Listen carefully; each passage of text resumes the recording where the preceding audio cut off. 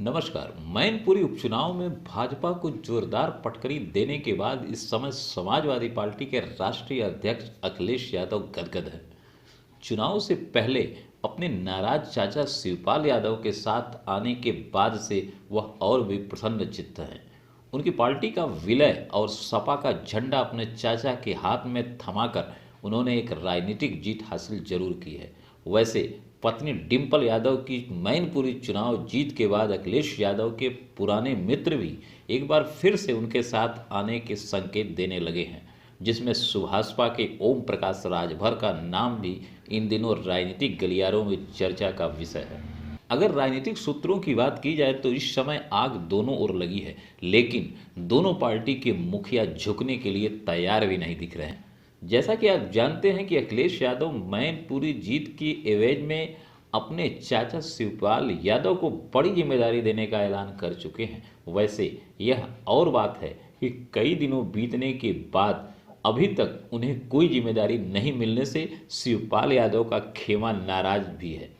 वैसे अपने क्षेत्र में सबसे अधिक वोट दिलवाकर शिवपाल यादव ने अपने भतीजे को एहसास दिलाने में कामयाब जरूर रहे हैं कि अभी उनके अंदर यह ताकत है कि वह हवा का रुख मोड़ सकते हैं।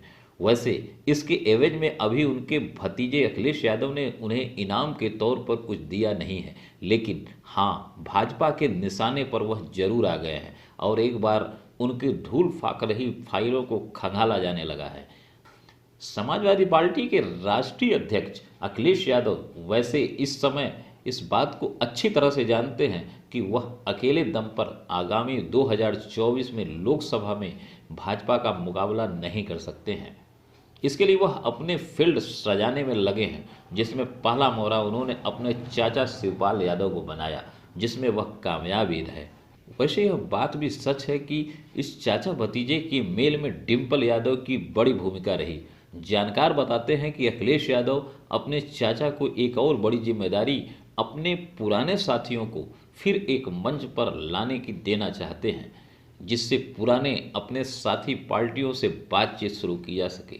वैसे सुभाषपा के प्रमुख ओम प्रकाश राजभर ने भी अखिलेश यादव से दोबारा सुलह करने के संकेत दिए, लेकिन अपने बड़ बोलेपन के चलते वे इस बार अपनी शर्तों वह बीच में किसी और के जरिए सुलह करना चाहते हैं, जिसके लिए उन्होंने अखिलेश के चाचा शिवपाल यादव के माध्यम से सुलह करने की शर्त भी एक तरह से रख चुके हैं।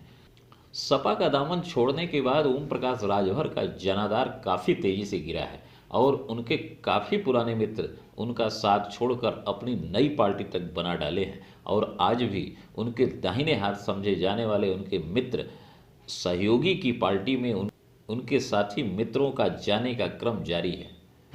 वैसे सपा का दामन छोड़ने के बाद ओम प्रकाश राजभर ने भाजपा व बसपा का दामन थामने के लिए जोरदार प्रयास किए, लेकिन दोनों पार्टियों ने उनको कोई तवज्जो न देते हुए उनके सारे मंसूबों पर पानी फेर दिया और अब अपनी राजनीतिक धरातल बचाने के लिए उन्हें अब यह लगने लगा है कि यूपी में किसी मजबूत सहारे की उन्हें ज़रूरत है।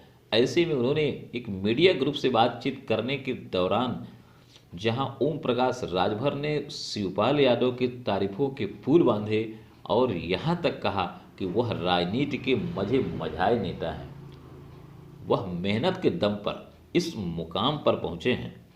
उन्होंने मीडिया ग्रुप से बातचीत के दौरान साफ शब्दों में कहा कि गठबंधन के मुद्दे पर सपा से बातचीत करने पर उन्हें कोई बुराई नहीं दिखती है। एक बार फिर सपा से बातचीत हो सकती है। अगर शिवपाल यादव कहेंगे तो अखिलेश यादव संभव हैं। वैसे सपा के बिछड़े पार्टी मैनपुरी व खतौली की सीट पर सपा के फतह के बाद अब उन्हें भी लगने लगा है कि एक बार फिर समय आ गया है कि विधानसभा के तर्ज पर छोटे दल गठबंधन कर चुनावी जंग में उतरे।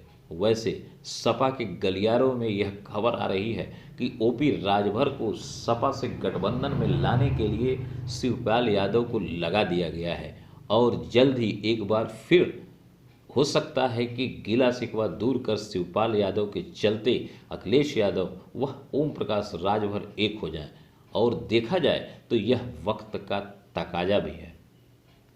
दोनों पार्टियां अच्छी तरह से जानती भी हैं कि भाजपा से अकेले नहीं लड़ा जा सकता है। इसके लिए अपने मतभेदों को भुलाकर गठबंधन के साथ आना ही राजनीतिक जरूरत है।